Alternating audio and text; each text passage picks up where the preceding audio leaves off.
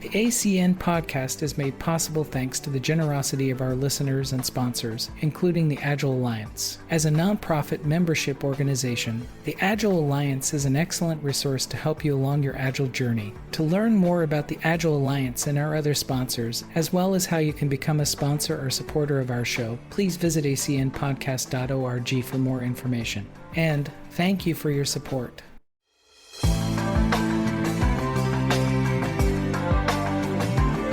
Good morning and good evening, everyone. This is the Agile Coaching Network. Welcome. The Agile Coaching Network, if you're unaware of us, we are brought to you by the Agile Alliance. The Agile Alliance is a nonprofit organization that's been in existence since the signing of the manifesto. Think about Agile in the context of why does Agile exist? Well, partially because the people who originally formed up around the word Agile and formed up the Agile Manifesto and its principles, they formed up the Agile Alliance. Some of them were founding members of that. And then that grew into, right now, we have over 11,000 members, roughly people who associate directly with us by either subscribing or being a part of our little forums that we do, all of our events. I think it totals up to, with subscribers and members, well over 90,000 people who've decided to go talk about Agile and learn Agile up. I'm very proud of this organization, and your membership is directly proportional to our abilities to do things like webinars and other things that we go off and do. So please go to agilealliance.org, become a member. It's only $49 US dollars in order to join. And those dollars help directly fund things like the Agile Coaching Network and all of the initiative work and other things that we do in the community. We are joined by a group of regulars on the ACN. And today we have Shauna, Diana, and also Jorg are with us. Hendrik and Linda, they are currently out this week. We miss them, but we wish them well, and hopefully they're doing something fun, especially with the temperatures at least warming up in the upper hemispheres of the world here. One challenge for us here in Portland, Oregon, where I live, we're actually going to get somewhere around 111 degrees, which I'm sorry, for people who live in Portland, we don't get hundreds and 111s that often, so we're all going to just melt. So I was engaged in a set of conversations talking about where Agile is in its 20-year history. And now that we've been doing Agile for 20 years, the question came up is, are we being too overly homogeneous? For those of you who understand that word, meaning that we've somewhat started to converge and everything is starting to kind of look the same. I mean, from Agile at its birth to now, have we just cookie cuttered Agile to the point where all Scrum Masters act and behave the same way, all Agile coaches act and behave the same way, and maybe we all are being taught from the exact same library of stuff. We all have the same certifications. We have all of the same, or I shouldn't say certifications, I should say certificates. There's a difference between certification and certification. But anyway, I digress. That's not the subject. But, are we just, becoming just too blended of a set of coaches? Are we not getting the fringe methods that are coming in? The reason why I'm looking at is that in the very beginning, when Agile was first born, its birth, its growth, it's then going through maturity and then eventually to a decline, as all things do. I'm not sure how many people today are doing CMMI any longer, or doing TPI or other assessments that was, big in the 1990s or 80s. Or have they suddenly gone off into irrelevance or reemergence? Depending on where they're at in their cycle. But the reason why I throw this out is to talk about when we get to convergence and we look at mature marketplaces, we tend to go through that commodity, that's easy for me to say, commodity type of view of the world, which is an Agile coach can be picked up off the street and they're all acting and behaving in the same way. There's no kind of, someone I'd point to say that they're at the fringe. So my kickoff question for this is, Are we too focused on conformity and convergence, everyone trying to go get their certificates in a particular area or a particular mastery or a particular set of things, whether it be less or scaled framework of your choice? Is this okay? Is it okay to be this way? Is this fine? Am I overreacting to it? And if not, what are the things that we should be looking at for Agile adoption? Should we be looking at something new, something a little bit more kind of on the fringe to keep us fresh and a lot more novelty in that? And to kick us off on this, Shauna, do you want to take a stab at this? So in terms of all of the, I'll kind of piece this apart in a couple different areas. In terms of the certificates and things like that, you know, I really like to think of it in terms of continuous learning, as a lot of different people and companies come out and create new ways of thinking about how to solve problems or how to approach software development. I think, you know, certificates have sort of become a way for folks to kind of feel like, hey, this is my check mark. I have learned this. I'm validated in understanding this. And I think that that's okay. When I'm hiring, I think that a lot more what I care about isn't so much the certificates and isn't so much where if they have Agile coaching on their resume. I look a lot more now in how this has evolved into things like facilitation, and are people able to lead folks in terms of being able to solve their problem and open up the discussion. And I've seen Agile change a lot more from being more of a tactical thing to being more of a, I want to use the word humanizing, having a lot more humanizing elements to getting people to work together, aligning, making sure that everybody understands the common problem that we're trying to solve. And so I guess my short answer is, in some ways, the evolution of Agile over time that's brought us to this place, I think in some ways it is okay that it's converged. And, you know, we've realized what we absolutely need for all teams to thrive and companies to thrive and succeed. And then we kind of need to figure out the maturity of an organization, let's say, and being able to adapt to that. So I don't think that we've focused too much on community and convergence. I think that we've just evolved and figured out how to navigate the space a little bit differently.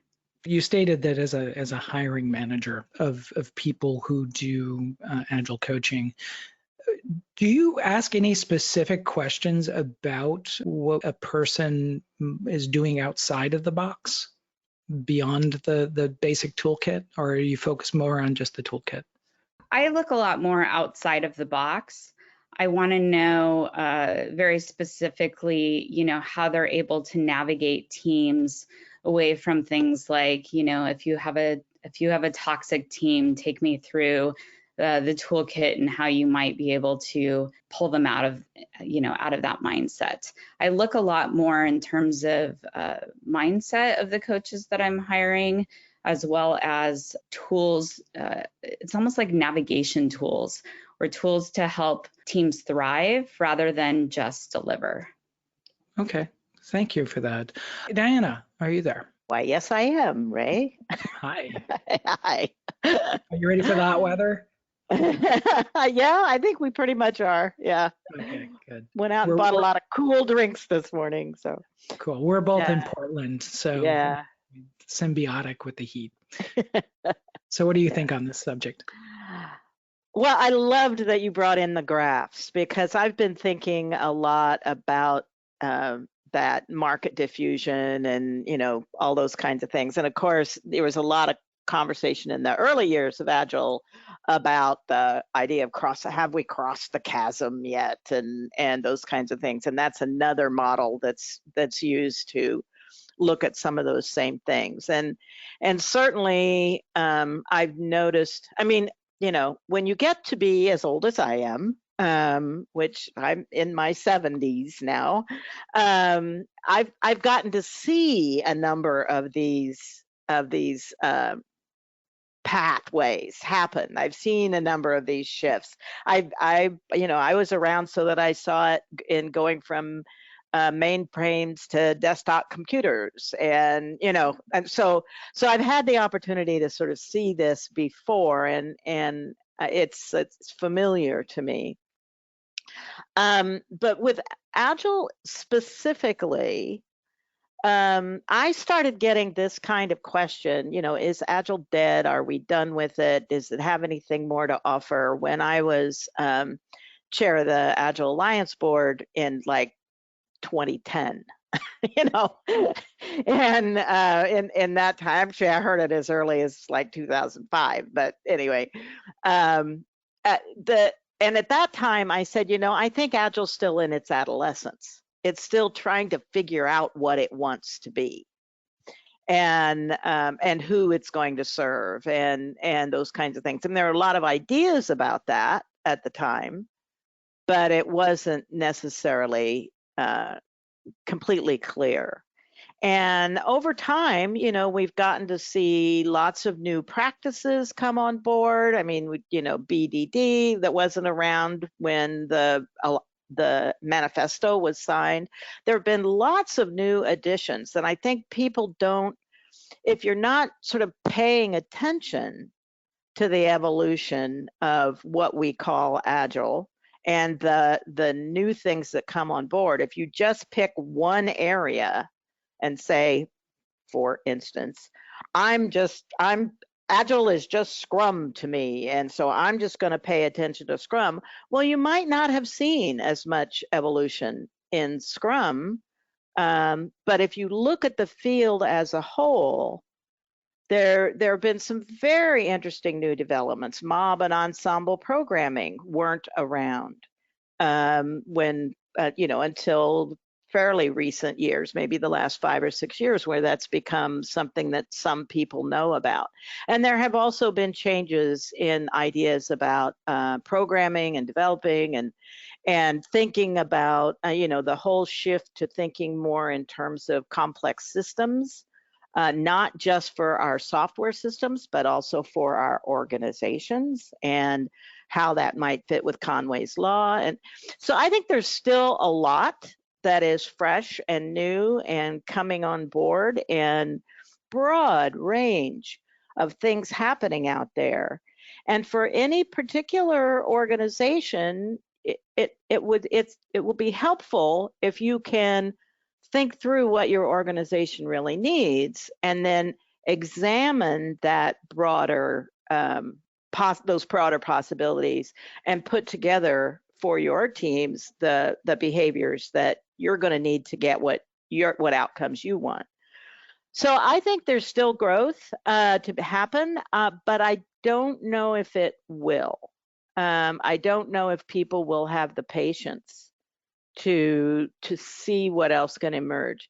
I haven't heard any new names. I mean, like Total Quality Movement had a name, and Business Process Engineering had a name, and Lean has a name, and Agile has a name, and I haven't really heard new names emerging. I've seen Jutta Eckstein and John Buck's Bossa Nova, which is like putting things to, a variety of things together, new ways of thinking together in a new way to make a kind of a cohesive whole. But I haven't seen that. I'd love to see that catch on more. I haven't seen that yet. So, I think it depends on whether you're the kind of person who looks for what are the settled ideas, or if you're the kind of person who looks for what's still out there, what's newly emerging, because there really is a lot that's still emerging in this space. And some of it comes from other practices like organization design and those kinds of things. But that's more what I'm seeing is, are people willing to look for the new, or do they just want to find tried and true commodity work, as you put it? That's very insightful. And so I think we're kind of stuck in that space right now. It's like, who's gonna who's still looking for something new. That's very, I think the couple of things that you mentioned there are just really spot on. And I think the question of integrators, which if I look at a lot of the frameworks that are there, tend to integrate all existing ideas into, as somebody once said, the junk drawer of just everything. And making it simple to go buy, I guess, buying off the shelf type of things. Versus that innovative thing that I can go and grab, which most of the time people are pretty risk averse. I remember when we did our first Agile adoption inside this Fortune 100 company I was in, it was not on the list of valid methods that we could go use. And it was, the first struggle was just getting it past the process police. So, and I bet Agile has process police now. They're out there. Yeah. And some of us are, fighting the good fight to kind of keep that from becoming the the only way to think about it. But yeah, you're right. A lot of people, that's what they look for. Skip wrote into the comment box, said that there's a lot more forums that seem to be around transformation rather than sort of the Kaizen events that happen. And I think we don't talk enough about retrospectives and emergent things that come from that. But let me give Jorg a chance. Jorg, do you have a opinion on this one? Yeah, I have, and maybe expanding on what has been discussed. I think the brand of Agile is no longer new, and with every established brand, people have a picture in their head if you're not directly engaged, and either they care or they don't, or they are part of it. That's the three options. And definitely, if you're part of it, you see a lot of things still going on, but to the outside, they are not easily visible. That's like with establishing a brand. At one point, you have to establish products.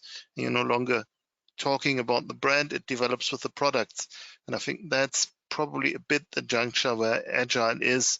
Agile is known and people hate it or love it or haven't tried it or have tried it. And now what? So what's the next thing that makes, again, headlines? It will not be a small thing. And that's what I think Diana said with the naming of things. That's exactly what, for the people looking from further away, is not happening. And that's maybe the feeling of stagnation. But I actually feel a lot of energy, and I see still a lot of people totally newly introduced to the ideas, and they come up with something new in their interpretation. But a lot of that is small scale, which actually is quite in line with Agile, keeping it on small teams and getting them to evolve. And probably we need some people to notice the bigger patterns in that and brand it and make it into, again, something that is a novel name. But I think there's still enough dynamic in that way, and openness and attracting people and doing retrospectives, that there's a lot to find. I want to claim right now the term neo-agile. Neo-agile. You heard it here first. Trademark. You heard it here. And for whatever reason, when you say neo, I just think of the red pill or the blue pill. I think that was intended.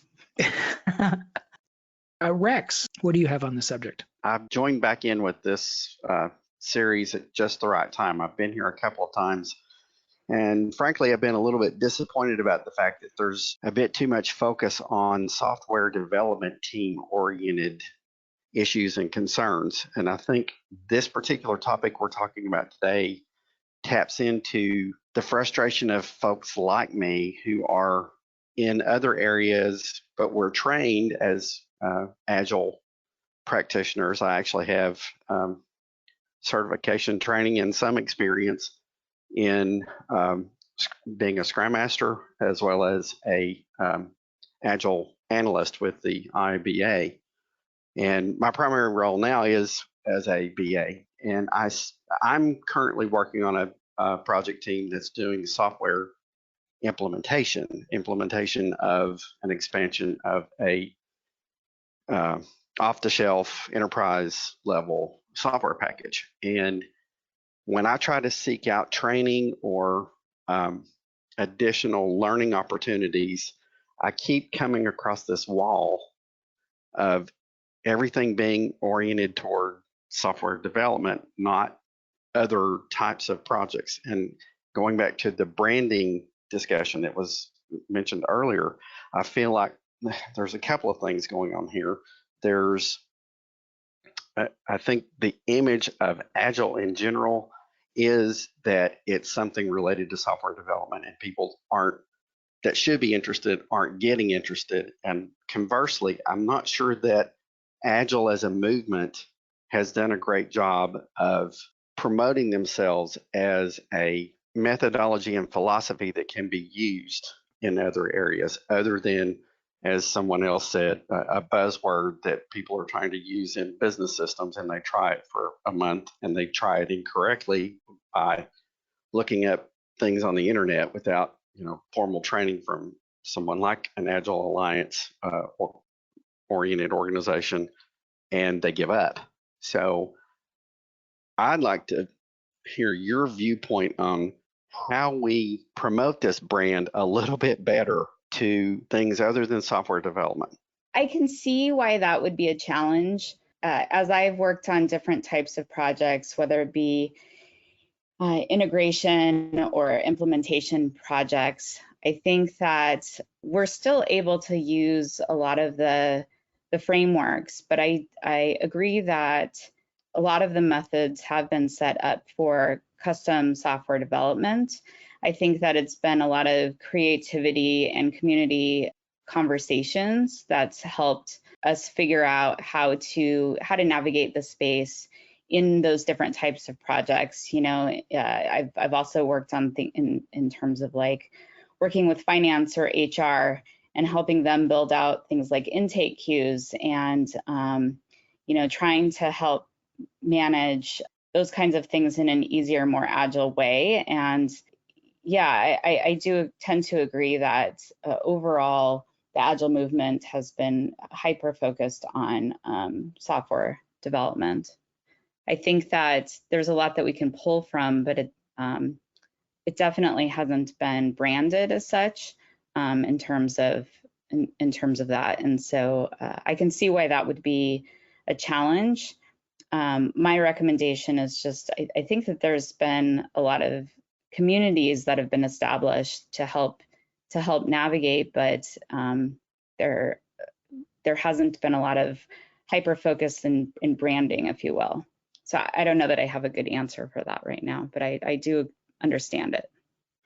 What I found is that as we were expanding, so our Agile maturity went out of development. It actually started to infect the business side of the operations first, and then finance, and then other organizations. And I really think it's on the Agile coaches to frame the work correctly, meaning that even just the manifesto itself, as you read through it, it's we found a better way to make software, and these are the things that you could do with software, and software is all over that document. And we had a discussion, and I think at Agile 2016 that somebody was talking about, should we do another manifesto? And my take is that you should take the existing manifesto and reinsert a different word. I mean, if you take the word software out of it and put solutions or products or whatever it might be, I find that the brain opens up a little bit. And really, it's on the coach to customize the training that they're giving to people so it is domain specific. When we were teaching HR how to go do their policy systems using Scrum, we didn't show them the software processes. We showed them ways that they could do it in their work context. Mm-hmm. And I think that requires a little bit more work on the Agile coaches side to go do that. Right, agreed. And I think to that, right, it's not sort of out of the box. However, I do think in terms of operations, integration work, there has been, a little bit more emphasis on things like Kanban and more of operational flows that have been folded in over time. But yeah, it definitely, there's a lot of room, I think, to grow if we wanted to brand the space a little bit differently. But I agree that it's a lot of Agile coaches to kind of figure out how to teach and navigate the space. Cool. Abe, what do you have on this? This is really an interesting topic. What I have on it's because currently the team I'm working with, I adopted Scrum in the discovery phase of the project, where we were trying to what would I say, investigate various options for the business or our clients to use to deliver a particular application. And one or two of the developers, came up and told me that you can't use Scrum in the discovery phase. That is like the conceptualized phase where you start trying to look for options, the preferred options to move to the implementation and design phase. And I said, we could use Scrum. It took a while for me to coach and train them to understand that Scrum can be used in such environment. Initially, when we started, the team had 22%, completed 22% of the committed task. By the end of sprint 6, 7, we were completing about 82-85% of the committed task. We use Scrum throughout the discovery phase, and now we are now in a phase that they call alpha, where we experiment and create proof of concept of what we've just of the options that we've just chosen. So I think it should be put out there that Scrum can be used whether in an operational setting, in finance setting, in HR setting, and not only software development, because most people believe Scrum can only be implemented or used in software development. What is interesting about that is that Scrum, I believe it was used originally by its inventor, and I might have this story a little bit wrong. I apologize if I don't have all the details, but was used to teach new recruits how to do iterative work. And it was not done with software. It was done with the things that they do in the military. So it's kind of interesting that it kind of got shoehorned into the software discussion, but yet its birthplace was definitely just about how do I manage a degree of work and set expectations and set levels and work in a way that keeps the customer connected with the things that we're delivering, so that we don't get too far out of whack with delivering something that the customer doesn't want. So I appreciate your comment on that, Abe. Betsy, how about you? What do you have? I've got 2 points, actually. I'm just going to, again, point back to the origins of Scrum in terms of being not something that's around software development. Whenever I do training for people, I often get them to read Scrum book by Jess Sutherland, and he talks about so many different examples that aren't software based, that if anyone's ever getting told that it's about software development, you can kind of just throw the literal book at them. So just that. But coming back to the original topic about Agile becoming sort of homogeneous and the conformity, and whether or not that's a good or bad thing, I think it's quite an interesting one, because if the conformity is that Agile coaches and Scrum Masters are all people who are out looking for new things and expanding their learning and constantly trying to find ways to improve, that's not necessarily a bad thing. I think where the danger is, I guess we've touched on it mildly, is somebody does a 2-day course, gets a certificate, and now they believe they are a Scrum Master. And it's something I keep seeing at the moment, is people saying they're an experienced Scrum Master when they're not. And I wonder if anyone has any thoughts on what we can do as an industry to sort of continuously push back the message that it's more than just sitting through a 2-day course and getting a shiny, pretty piece of paper, and it's all about the ethos and the principles behind it.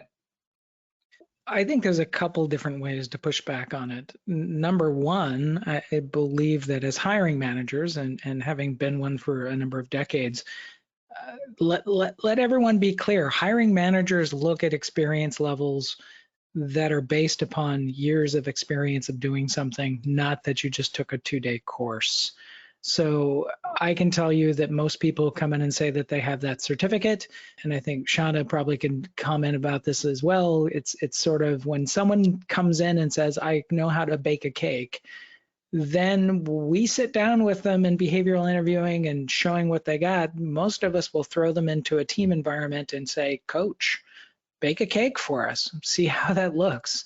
So let's see their methods. And it doesn't have to be perfect, because, you know, ramping up on a new team and trying that stuff is sometimes, you know, fraught with danger and intrigue. But, you know, let people show you what they got.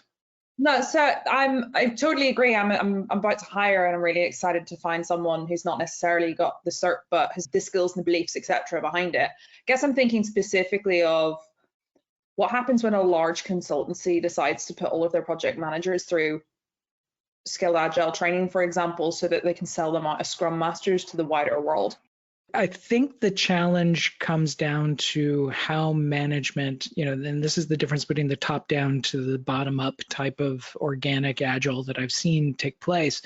The top down agile tends to be treating it as a destination, meaning that we're going to go through this, we have to get 1,500 certs, and then those certs are done, and then therefore we are agile, and they run it like a waterfall project in a lot of regards.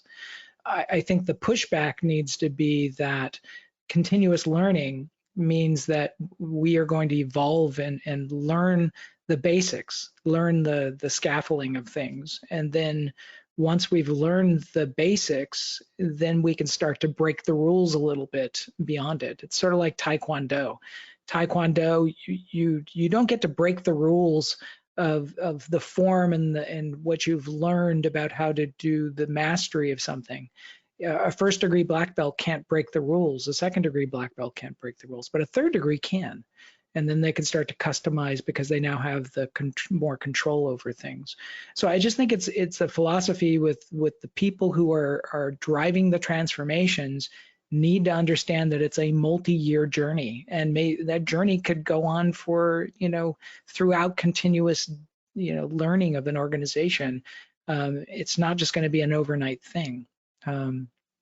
Brenda, you put your hand up. What do you have on this? You know, a lot of times what happens is companies will try and train up current staff to fit the agile mode versus hiring in experienced agile professionals from outside the company.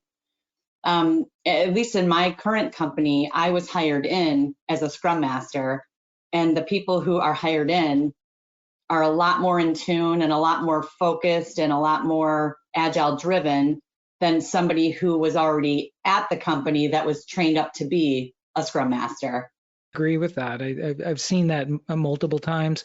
And I can tell you that, you know, and I used to be with Intel Corporation, and we were a big, if not invented here culture, we ignored it. And that was just the way that we behaved. And so I remember that we came up with the idea of iterative development, and we added a daily stand-up, and we did all these things. And, you know, we evolved this to the point where we didn't realize that we just reinvented Scrum again. And we did it horribly, you know, in the very beginning. We could have done much better if we would have just first learned the basics. So, yeah, I fully agree with that. How about Scott? What do you have? Hey, good morning or good afternoon, wherever you are. Yeah. So I have been for a while coaching a manufacturing company. even though all of my roots come from software. That's where I learned it. That's where I was when I got the original certifications, all those sort of things. And I can say that to the general topic, that certifications do carry their value. And even at the point where I went and took them myself, I was probably already capable of teaching at that point. And so what the value I got out of it was making all the connections within the industry and opening things up to other experienced people for good conversations and all that sort of stuff. But I think the key to success for anyone that's interested in really getting Agile and getting Agile into your mindset, into your culture of your company, is having a good understanding of the basic foundations. And I will say honestly that I was really disappointed. Maybe that's an exaggeration. I was mildly disappointed in the celebration that happened this last fall, where it seemed like a really good opportunity to actually change or grow the words that exist within the manifesto, the values and the principles. Because principle number 12 is, practice Kaizen, practice continuous improvement. And so why wouldn't you want to open up the foundation of everything that we're talking about to a wider audience by removing the word software, just like you mentioned earlier, from all this stuff. So when I'm teaching to manufacturing engineers and things like that, I've got my edited version, and I want everyone to start with the foundation, understand what the values are, and understand what the principles are before you start looking at a specific framework to solve the problems that you're facing. And so teaching that over and over and over again, and having removed software and replaced it with products or something else, if I'm doing this for the marketing group or something else, then I might alter it a little bit more. But the encouragement that I give everyone is to become less, I don't know, I think it's a little bit considered to be like the Holy Grail, right? These really super smart people got together and wrote this thing, and it was the right thing at the right time to help solve and change the culture for the software industry, which was struggling, mightily. But, I've also had the opportunity to get some training directly from Sutherland, and he still talks about Boyd and the OODA loop, right? Which is where he got some of his original ideas from, because he was a fighter pilot, and fighter pilots learn the OODA loop. It's an iterative loop that they have to go through very quickly to be successful in their profession. So, it all kind of ties back in perfect sense.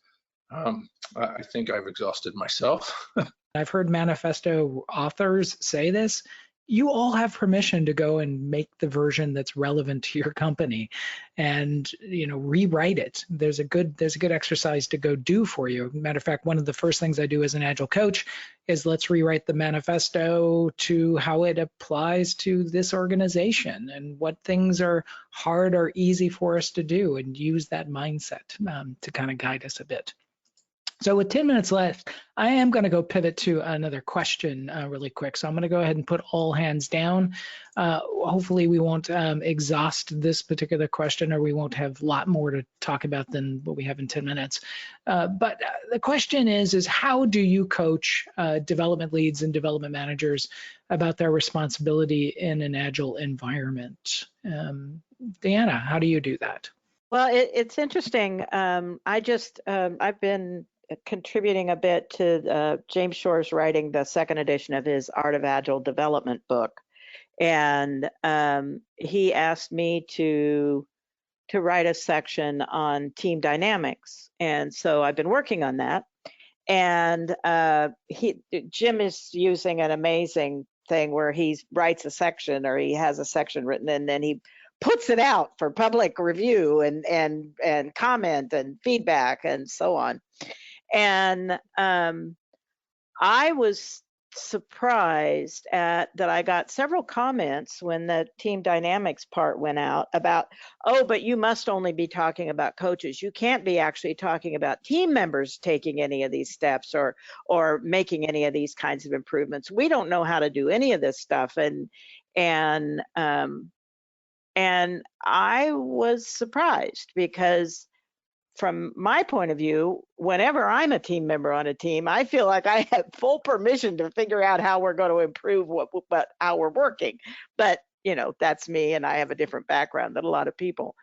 But I think there really is a need to communicate to not only dev leads and dev managers about what their responsibilities are, but also in, what are the skills, what learning do you need to go through, what deliberate practice do you need to have around being a mentor?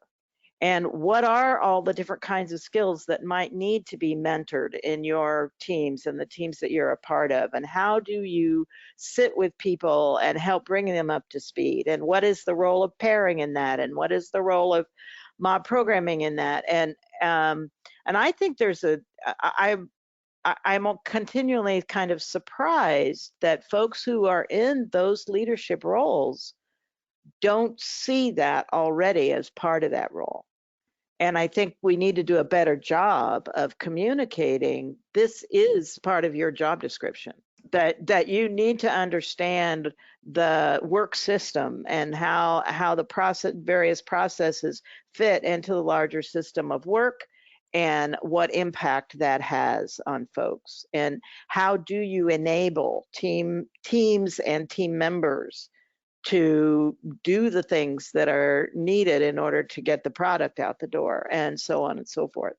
So, and whatever the product or service is, harking back to that previous conversation, it doesn't have to be a software product, but whatever kind of leadership role you have, how are you looking for ways to help your team be more effective, not just manage their performance assessment?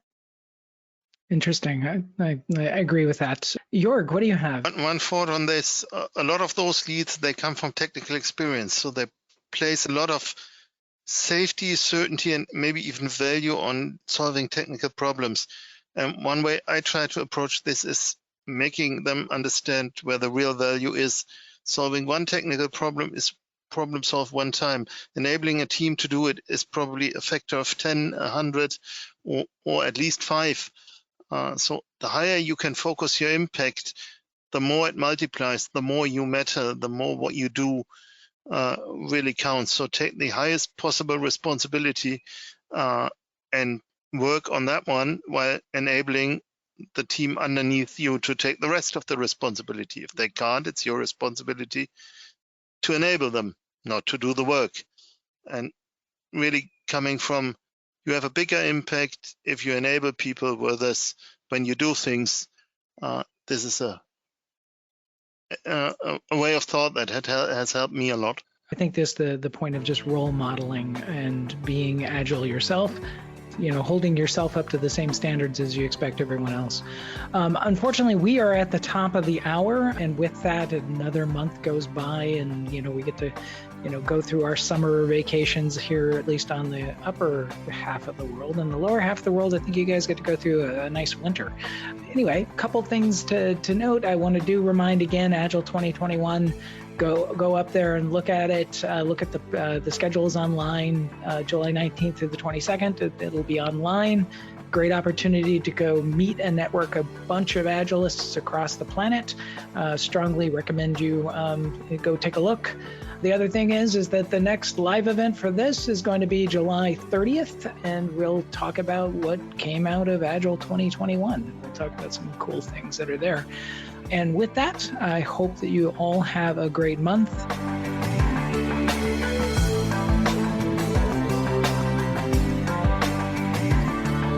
This podcast is provided by Agile Alliance for educational and informative purposes only. To find out more information about the member-supported Agile Alliance, please go to agilealliance.org to find out about more upcoming events, as well as different programs that are available to help you with your Agile journey.